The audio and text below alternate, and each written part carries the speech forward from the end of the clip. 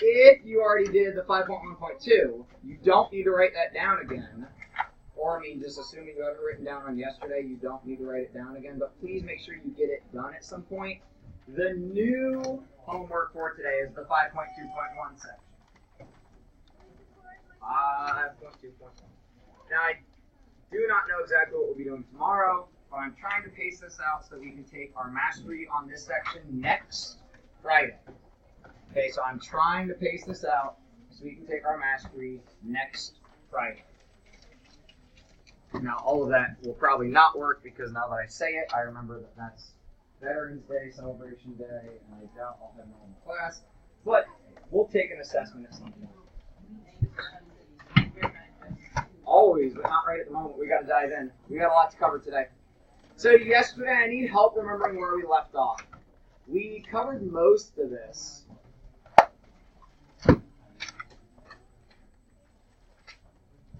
Actually, no, I don't know that we really covered much of this. Did we get into 5.1.2 at all yesterday? No. It's just a quick lesson, so that's why I thought. All right, so we worked with these kind of percent lines or whatever we want to call this. We worked with this yesterday, right? We're going to really quickly start this lesson. We're not going to take much time for the intro. We really are talking today about how can you find a percentage of a whole. Like you know what the price is supposed to be, and you need to find 8% of it. How can you find a percent if you have two parts that make up a whole? Like here's what you're going to pay, and here's how much you saved. Coles loves to tell you that. And how can I find the whole amount if you only know the parts? This is the hardest part of percent work. It's still not that difficult, but it's probably the hardest part. If they tell you, you saved 20%, you saved $5, what was the original price? And you got to work it backwards. So that's one of the harder skills. So let's go visit Marissa at the mall. We are, yes. Yes, we are in chapter 5. Yesterday we dove into chapter 5. So in your toolkit, you're in chapter 5. Oh, I put chapter. It really does not matter. If you have space, though, in chapter 4, you can. Crap, I tested it back there. So look at Marissa's problem here.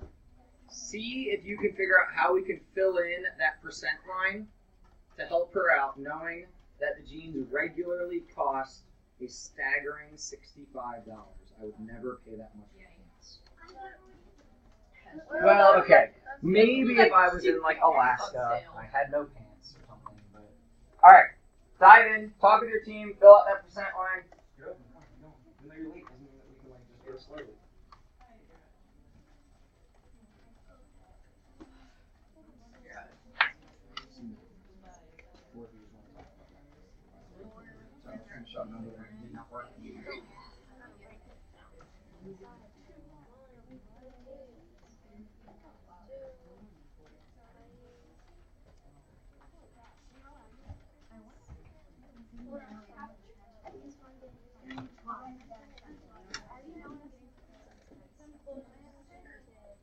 Talk first about part A. Does this make sense? That she thinks it'll cost, I need to orient my screen.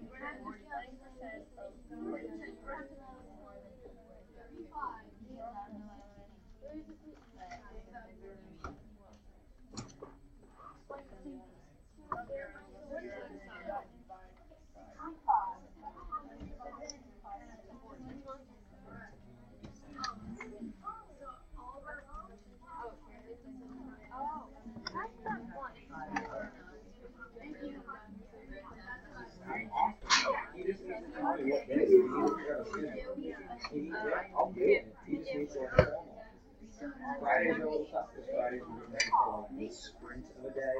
But yeah, Monday through Thursday. I like drumming. I like drumming. Drumming. I like it. The end of my word trailed off. Speaking gets harder as you get older.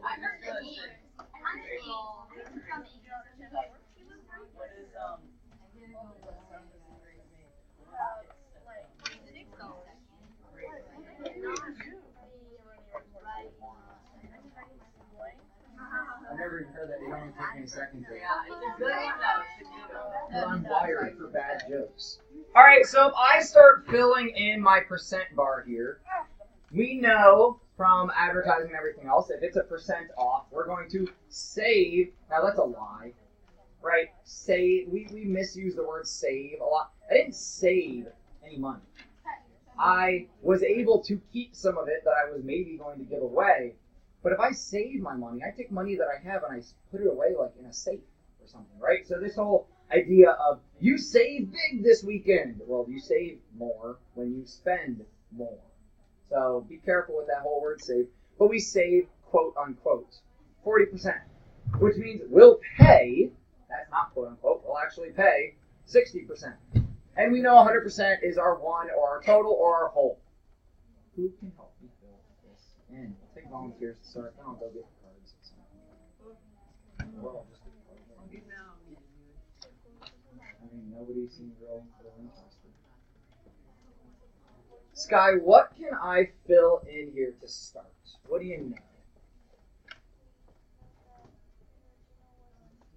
Yeah, where's that go? Which question mark? Left, middle, or right? Yeah, absolutely correct. So if we look at the 100%, it is $65.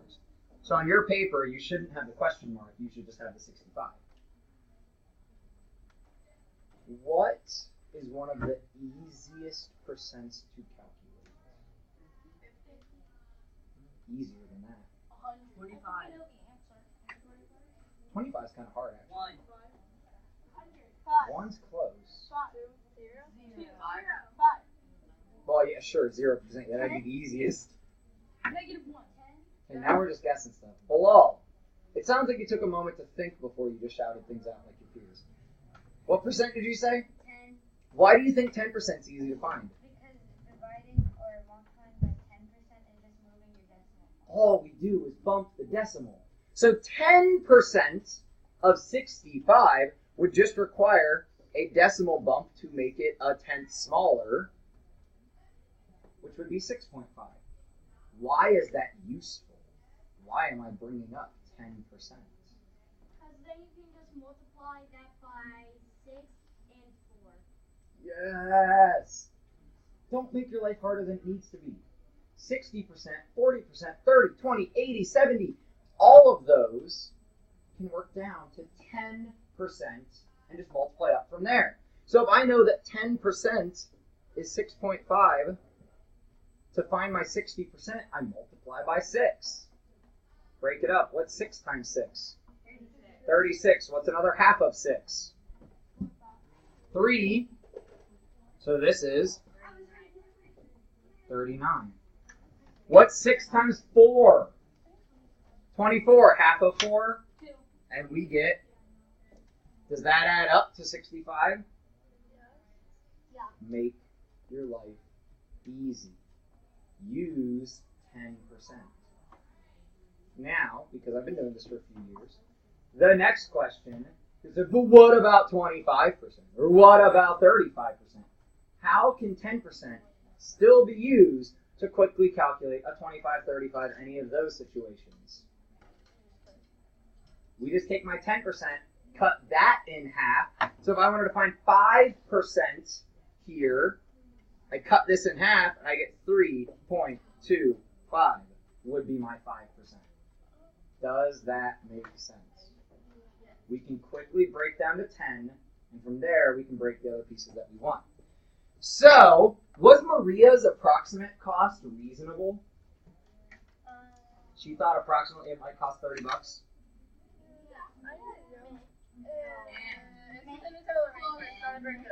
Rachel, how do you think she got there? Do you know how she? I just didn't think it was good because it's more close to like 50% off. Because it was like 30 times 2 would be 60. So she should thought it was more like 40. So Marissa did a lot of approximate math. She said 40% is close to 50%. $65 is close to 60. Half of 60 is 30. Right there we go. You can't trust approximate math if you only have so much money. Right? So be careful. We end up about $9 off of her estimate. Not really that good of an estimate, if you ask me. She should have used some of her percent skills. My smart board is possessed again. Why are those? I think all of ours are this. I don't know. So this is old. If we were to replace this, we would get one that doesn't need a projector. It has its own screen. So, help Kirsten out. At the same time, Kirsten's shopping the sale rack. She finds something marked for $37.50. She knows that the original price was $50. She wants to draw a diagram to represent this out, figure out how much she saved, what percent was that. Diagram.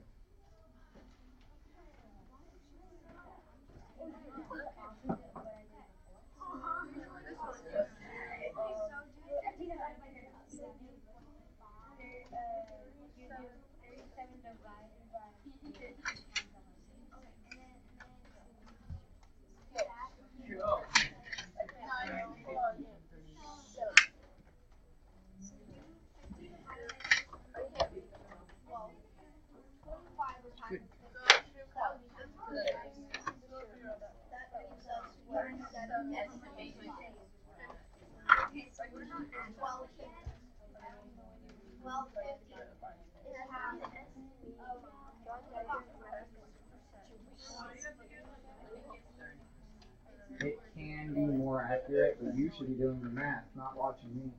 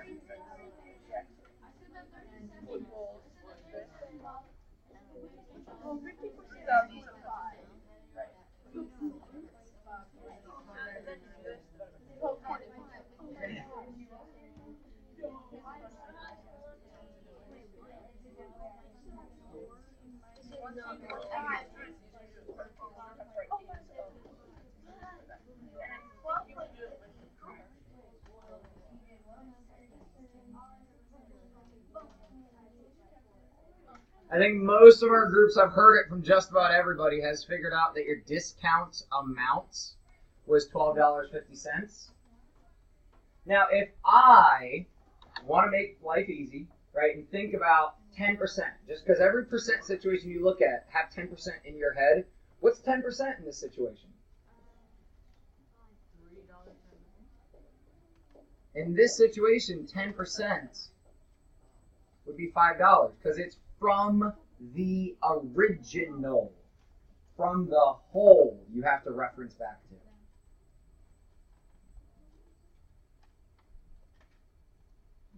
Are we ready to talk about the answer, or do you need a little bit more time? Okay, we'll give you a little bit more time. We'll give you like a minute. $50 off.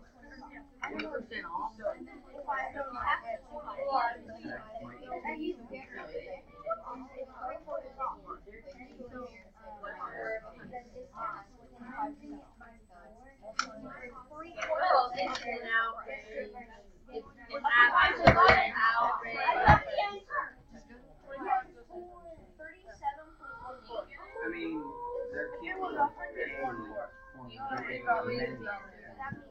you'd have to have friction involved for how much energy is lost. And I mean, it would be like a lot to account for. But I'm sure there has been.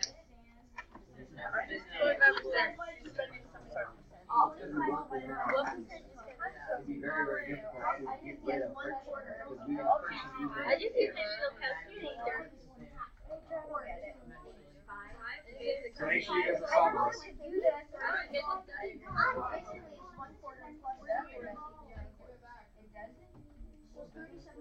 So, for any of you still like debating, arguing, whatever you want to call it, I'm gonna make a little table.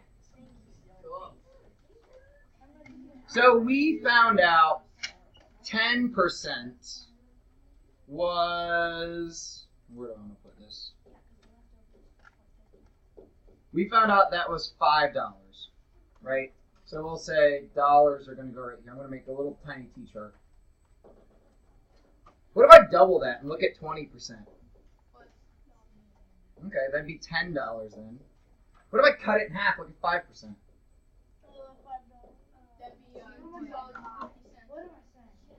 Okay.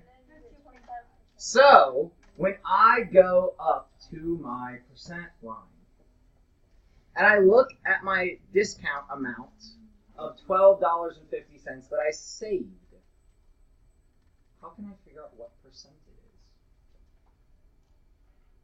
is? Zin?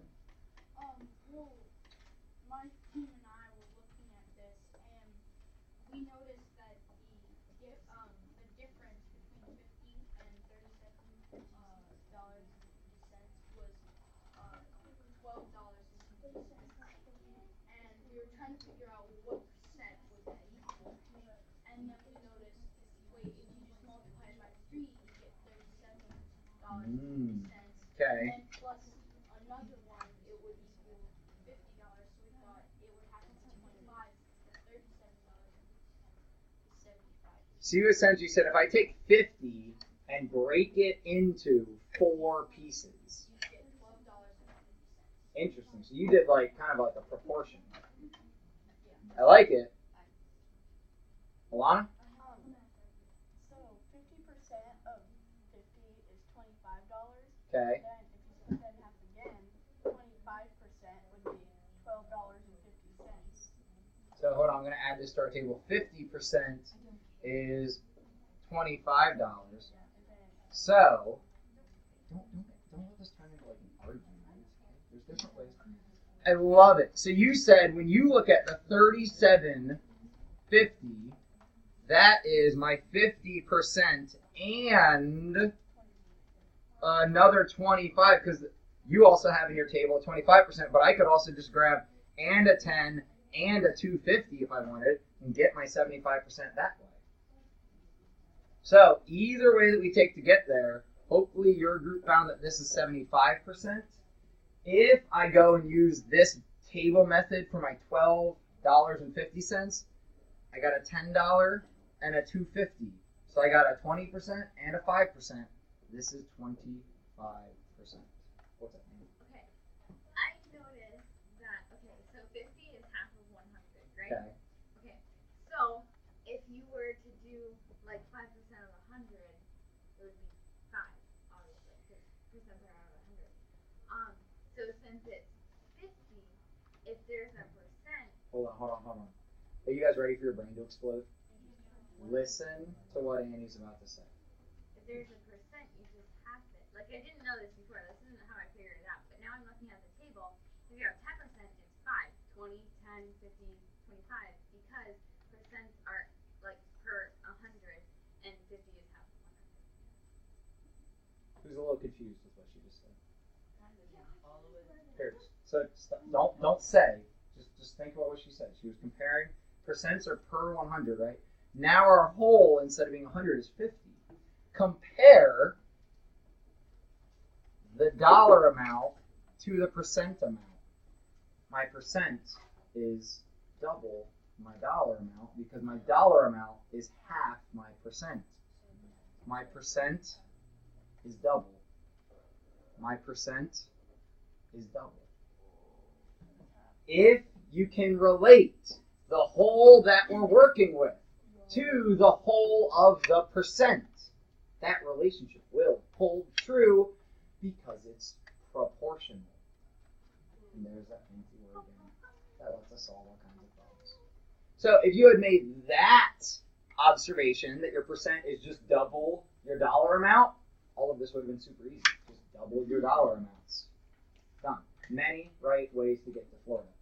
So very good work, Annie. I love the observation. That's kind of what I was getting at with the table. So I'm glad somebody saw it. Because if we lay out the table and we look at these values, eventually your brain's going to see, wait a minute, my percents are double my dollars. I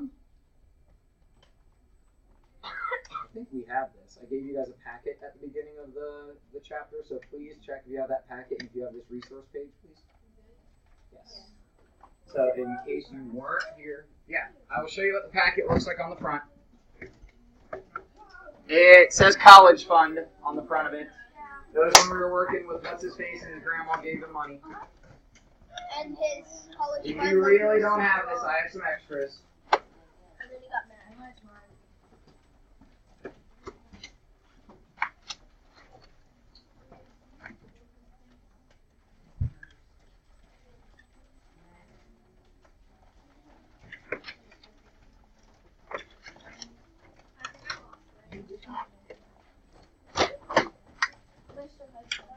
I spoke to my math section so much the dividers out. Alright, well, kind of nice. Kind of.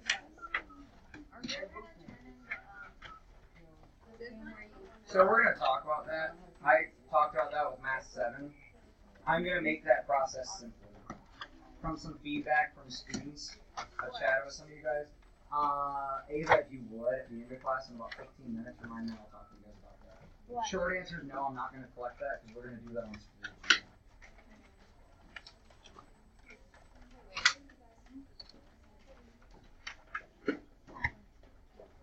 So, what we're going to do here, and we're going to take like 5 or 10 minutes, I'm just going to give you time to work. We're going to try to fill in this whole paper, completing these 3 statements for each. Okay, so for each diagram, there are 3 related statements. We want to fill in those statements for each of them. If it doesn't have statements, create some. Create whatever you want. Does this make sense? Try this out.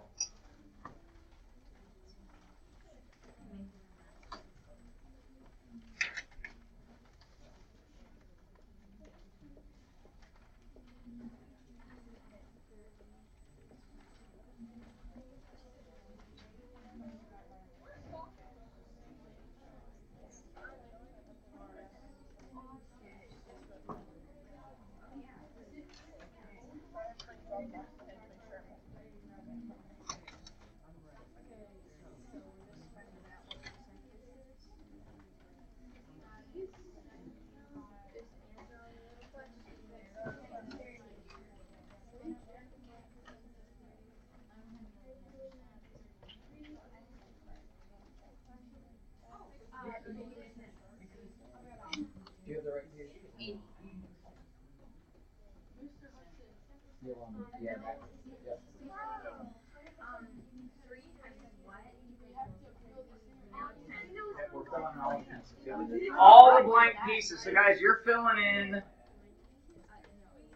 You're also filling in here and here and here and here. What is this modeling?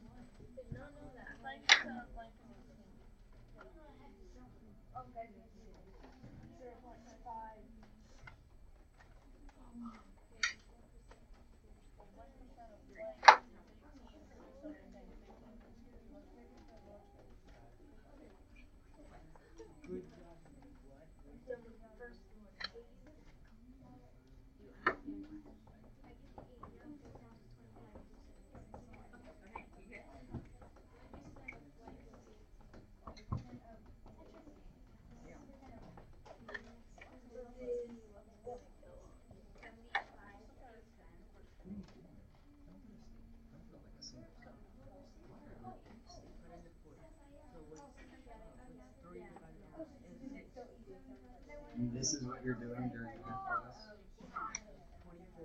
So can we fill in our worksheet? I very much appreciate if we were on text, but I am going to put more statements.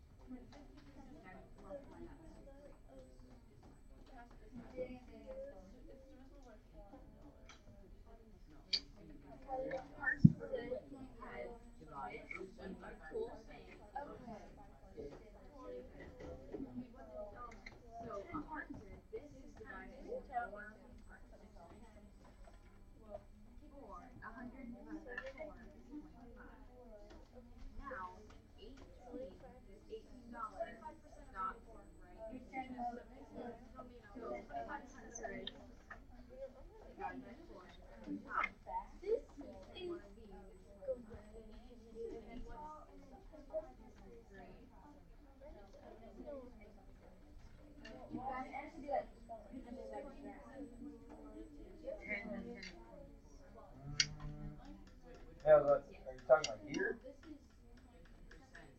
So I heard you say we can just make up the number. Okay. That's not making up.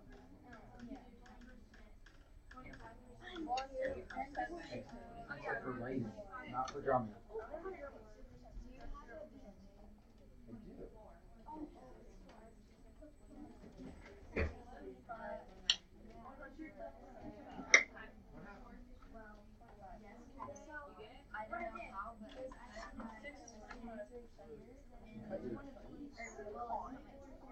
Right. Is it like blistering? That will help you. Reading while down.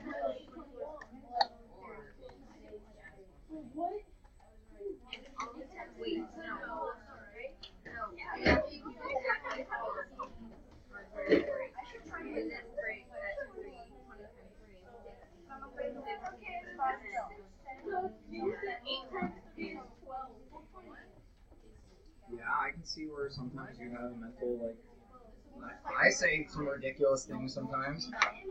What's the most ridiculous thing you've ever seen?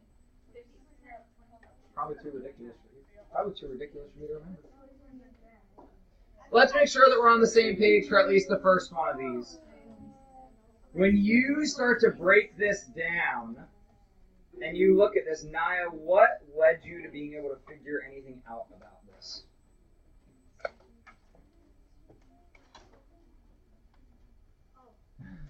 Naya, what led you to be able to figure out anything about this? Well, I noticed that it was broken into 10 pieces. Yeah, we have 10 tick marks. Yeah, and so I was trying to figure out, like, in my head, like, what's, because I know 20% of 100 is 5, like, if we're going. Right, if 100 was our base, yeah. And then I noticed that 5 times 6 is 30, and that was the number that we wanted to go to, and so then I found out that 20% is 46. So you're saying you recognize that this was 20%, which means this must be 80%. Might as well fill that in. And you said you knew, you were trying to figure out what is a fifth of 30. So you took it kind of the fraction way. You said 20% is 1/5. And what times 5 will make 30? This must be 6. So then another way we could do it is the decimal multiplication if you wanted. So 80% being 0.8. So 0.8 times your base of 30 would give you what? 24. What's 10% of 30?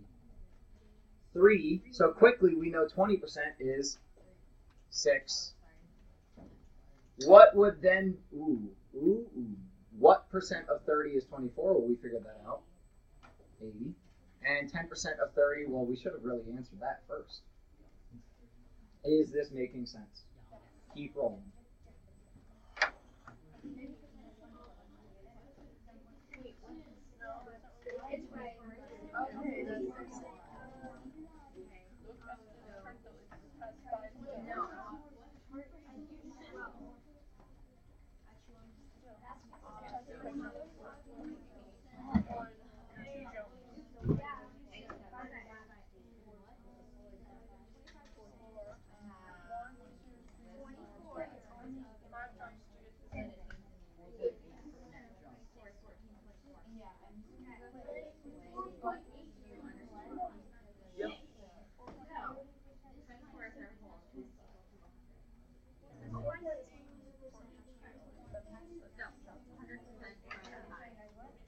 get stuff filled in over here. Can we get some of these filled in? So what you do is I did 4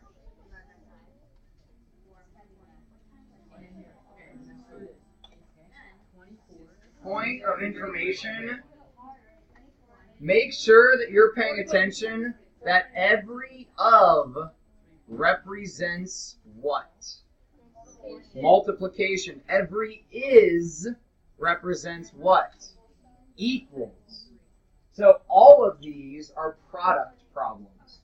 We're solving a multiplication to find an answer, or we're working with an answer to figure out what the factors were, the parts of the multiplication. So if we start looking at B, just make sure we're still all on the same page. Pay attention, B and C are different. Be careful. I heard some groups having some discrepancy there. It starts out with blank percent of blank is 18. Well, essentially they're looking for right here then. Well, how can we figure that out, Mr. Denman? Well, if on B, if you can see that each part of the line is divided into 4 parts. Yeah. So if you take 18 and or if you take 100% and you divide it by 8, or wait, you take, if you realize that it's 4 parts, and then you can take So you said the 18. Is the 18 4 parts, or what is the 18 here? The 18's 3 parts. How can we figure out what each part is?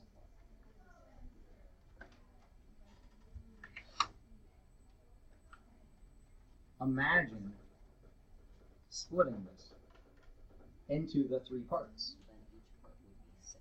Yeah, if each part is 6, then I know that this part is 6, which makes the whole 24. So we're going to say the of is 24 because that's our whole. What percent then would 3 of the 4 parts be?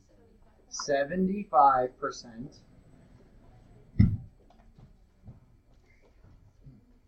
Yeah, see, they get to shut the door when I get loud. I don't have a door to shut when people get loud. So what would 50% be then here? 50% of 24 is 12. Be careful, the answer always has to be after the is. And then they just give us blank percent of blank is blank. The other piece that we have is 25% of 24 is 6. Notice the third one that they give you is really, at least for the couple that we've solved, is one of the most important pieces. If you can solve a small piece, it's always easier to get the bigger pieces. And C. Oliver, you ever help me with C? Yes. You believe so. All right, I believe so too. But I might have actually done something wrong. So how many sections is C broken up into? That percent line there. Okay, yeah, I definitely this one. I did all the ones for B as C. So all Stop. of the ones. Do you want me to skip you then? Oh wait, no. Miss Koenig. Koenig, Ellie. So I kind of already wrote this up here when I was chatting with Oliver. How many sections is C broken up into? 5. So that's 100% broken up into 5 sections. What would each section be worth? Sorry, say it louder. 20, right? So if these, each section is worth 20%, the first 3 sections would be how much percent? 60%, which leaves just 40%. And we're working with a base of 20. Ooh, same base, same total. What could you start thinking about to make everything here easier? Alex, I'm going to come back to you before I move to somebody else. Because this problem's in with 4D% and 60%, what would be a nice place to start?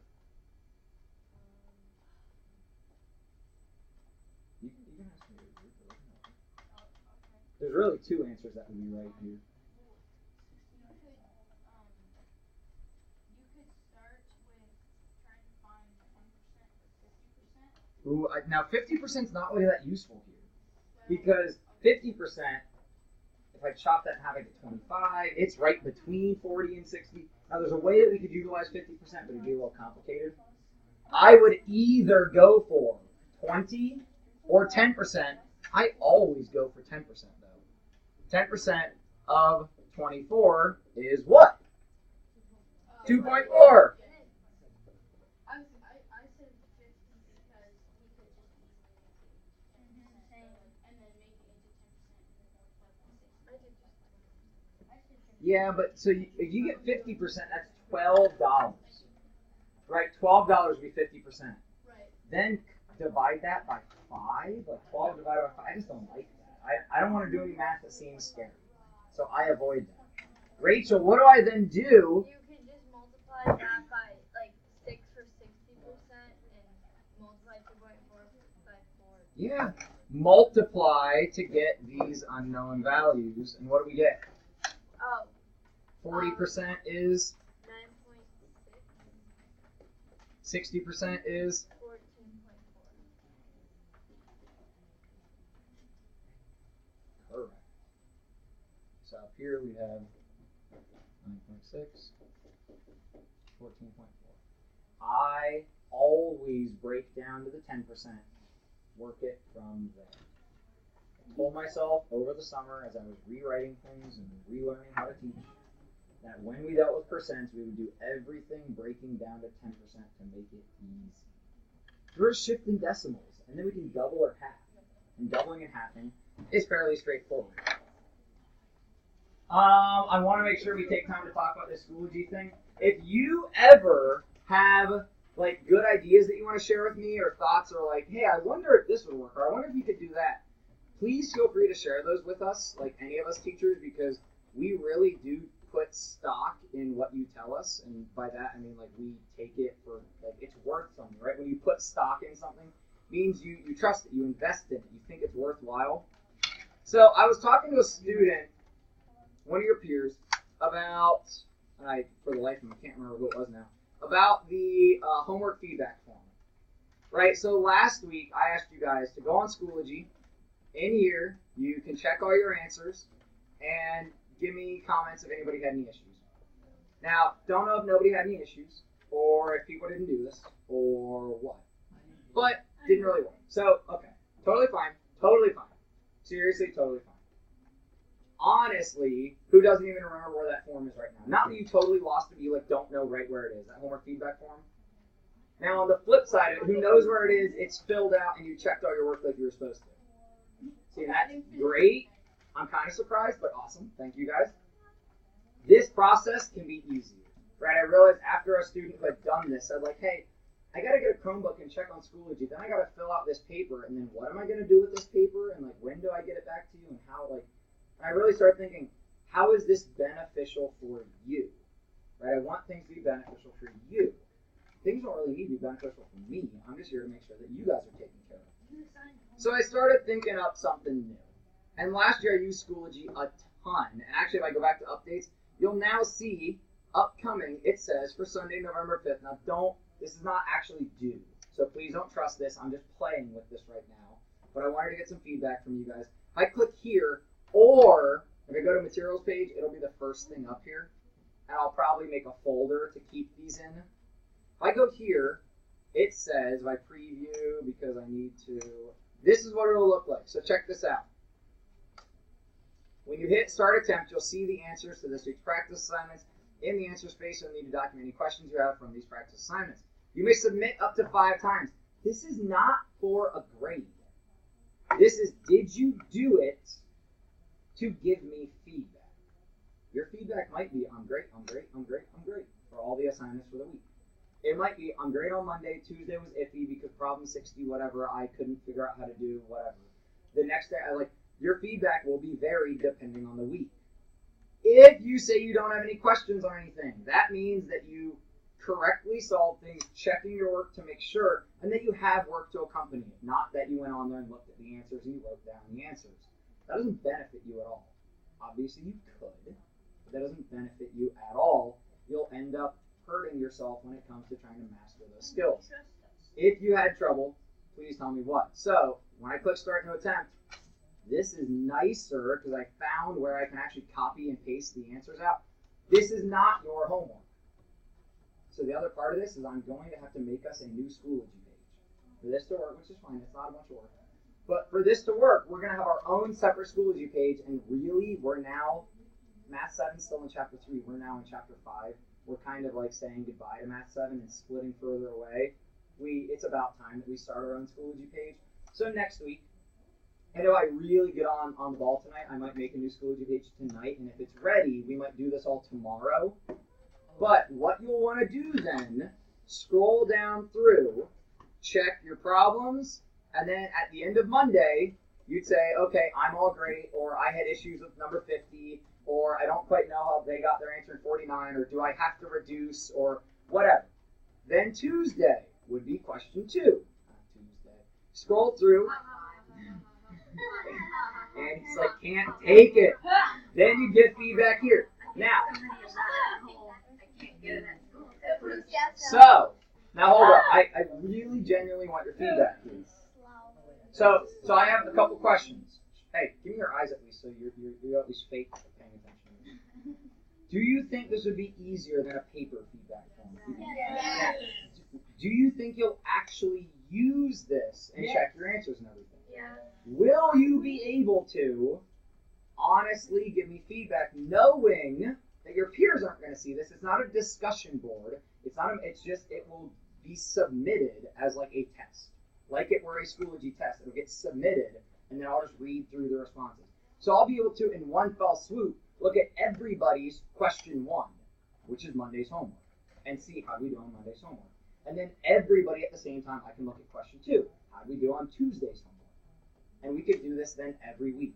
This would be due Sunday at midnight. I would hope that you would do it before that, but so that when we come to school on Monday, I could review anything that needs reviewed. You'll be late. So are we like submitting it every day or just doing one submitting the whole week? Yes, either would work. So when I set this up and I fill out the settings of it, I tell it you can have up to 5 submissions, but it doesn't matter like if you only have 1. So if you do it once for all of the homeworks, great. If you do it once and you've only done Monday's homework, fine. And then you do it another day and you only have Tuesday's homework on there, fine. But I will have to see how this populates the grades to me. Because the other thing that I have on here is that it's resumable. You wouldn't have to finish it at one time. So I might just say only do it one time, but don't submit until you're done. Right? So then you would just keep working on it until you're finished and then submit. Schoology will save your progress. So which of those do you think would be easier? Just submit once and have make sure it's all filled in? Izzy? No, because when I'm at home and when I was doing that thing, my little boss ran in and he accidentally pressed when I was exploring my answers to finally submit it, but I wasn't done yet. So it's better to have more time in case that does happen. So in that case, for any class, you can also message the teacher and we can unsubmit it and release it back to you. Now it would be, I really don't want to do this because I don't think it would be effective, but I could make individual assignments for each night of homework, but I don't think you guys really want to be completing 4 or 5 things on Schoology every week, right? Just one thing would make sense. Yeah. I think the one submitting would be easier, but I also think the first few times people would mistake something and submit it and then be like, oh no, I wasn't supposed to do Well, that. and it's not for a grade, right? So it'd be very low stress. It's just giving me feedback. We'll keep chatting about this as we go. Pack up and head out. But thank you guys for the feedback. I'm trying to make things easier. So those feedback forms, you'll never have to turn those in. We're gonna go digital with this. Sorry, this is all new for us too. Have a good day, guys. No good day. My mind is broken.